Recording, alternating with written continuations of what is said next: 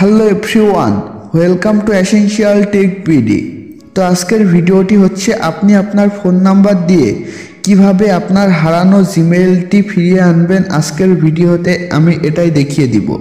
এছাড়া আপনি আপনার একটি ফোন নাম্বার দিয়ে কয়টি জিমেইল অ্যাকাউন্ট খুলেছেন আপনি কিন্তু এই একই মাধ্যম দিয়ে এটাও দেখে নিতে পারবেন। সো ভিডিওটি কোনো রকম না টেনে দেখবেন, আর ভিডিওটি ভালো লাগলে একটি লাইক করবেন। আর আপনারা যদি এসেনশিয়াল টেক বিডিতে নতুন হয়ে থাকেন তাহলে অবশ্যই চ্যানেলটি সাবস্ক্রাইব করে দিবেন। সো বন্ধুরা, বেশি কথা না বলে ভিডিওটি শুরু করা যাক। বন্ধুরা, আপনারা সর্বপ্রথম চলে আসবেন আপনার ফোনের জিমেইল অ্যাপসে আসার পর এখানে আপনার যে কোনো একটি জিমেইল অ্যাকাউন্ট লগ ইন থাকবে।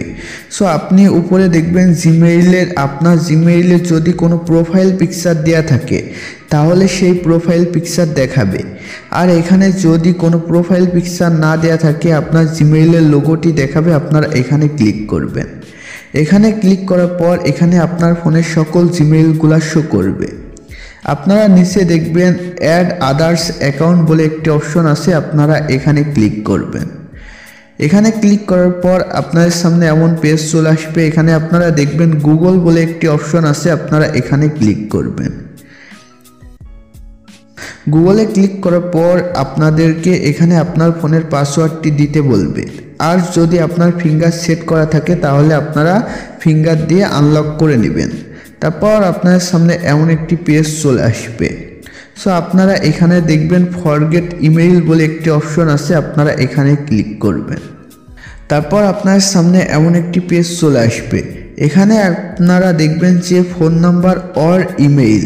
সো আপনাদের তো ইমেইলের নামটি মনে নাই, সো আপনারা এখানে ফোন নাম্বার দিয়ে দিবেন। আর যদি আপনাদের ফোন নাম্বারটি মনে না থাকে তাহলে এখানে আপনারা রিকভারি মেইল দিতে পারেন, যদি আপনার ওই মেইলে কোনো রিকভারি মেইল অ্যাড করে থাকেন। সো এখানে আমি আমার ফোন নাম্বারটি দিয়ে দিচ্ছি, আপনারা আপনার ফোন নাম্বারটি দিয়ে দিবেন।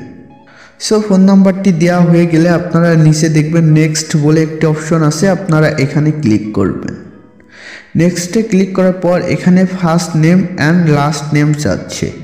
সো আপনি যে জিমেইল অ্যাকাউন্টটি খুলেছেন কোন নাম দিয়ে খুলেছেন, অবশ্যই আপনার নাম দিয়েই খুলেছেন।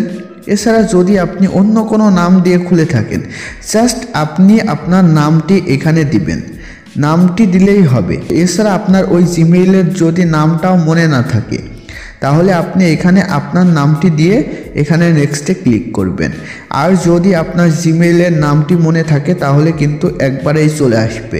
সো তারপর এখানে সার্চ করবে। সো এখানে আপনার ওই নামে কয়টি জিমেইল অ্যাকাউন্ট খোলা আছে সেটি এখানে দেখাবে। সো আমার এখানে ওই নামে অ্যান্ড ওই নাম্বারে দুটি জিমেইল অ্যাকাউন্ট খোলা আছে। সো দুটি জিমেইল অ্যাকাউন্টটি কিন্তু চলে আসছে, ওই নাম্বার দিয়ে দুটি অ্যাকাউন্ট খোলা আছে। সো আপনারা এখান থেকে আপনার ওই জিমেইলটি সিলেক্ট করে দিবেন। সো এখানে আমি আমার ওই জিমেইলটি সিলেক্ট করে দিচ্ছি। তারপর এখানে পাসওয়ার্ড যাবে।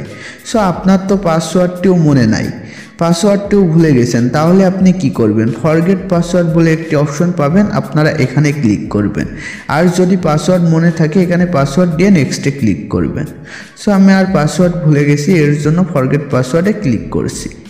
তারপর আপনার সামনে এমন একটি পেজ চলে আসবে, আপনারা এখান থেকে কন্টিনিউতে ক্লিক করবেন। কন্টিনিউতে ক্লিক করার পর আপনার সামনে এমন একটি পেজ চলে আসবে। সো আপনারা এখান থেকে ওকেতে ক্লিক করবেন। ওকেতে ক্লিক করার পর যদি আপনার সামনে এমন একটি পেজ চলে আসে, এখানে দেখবেন ট্রাই আদার ওয়ে বলে একটি অপশন আছে, আপনারা এখানে ক্লিক করবেন। এখানে ক্লিক করার পর এখানে আপনারা দেখবেন আপডেট পাসওয়ার্ড বলে একটি অপশন আছে, আপনারা এখানে ক্লিক করবেন। এখানে আপনারা নতুন করে পাসওয়ার্ড সেট করতে পারবেন, যেমন ক্রিয়েট পাসওয়ার্ড, এছাড়া কনফার্ম পাসওয়ার্ড। আপনারা এখানে আপনার ওই পাসওয়ার্ডটি দিয়ে দিবেন। সো পাসওয়ার্ডটি দেওয়া হয়ে গেলে আপনারা এখানে সেভ পাসওয়ার্ডে ক্লিক করবেন। সো সেভ পাসওয়ার্ডে ক্লিক করা হয়ে গেলে আপনারা এখান থেকে আর চেঞ্জ পাসওয়ার্ডে ক্লিক করবেন। সো তারপর এখান থেকে আই এগ্রিতে একটি ক্লিক করবেন। আই এগ্রিতে ক্লিক করার পর এখানে আপনার ওই জিমেইলটি আপনার ফোনে লগ ইন হয়ে যাবে। সো আপনি আপনার আর সাধারণ জিমেইলের মতন আপনি কিন্তু এই জিমেইলটি এখন থেকে আপনি ইউজ করতে পারবেন।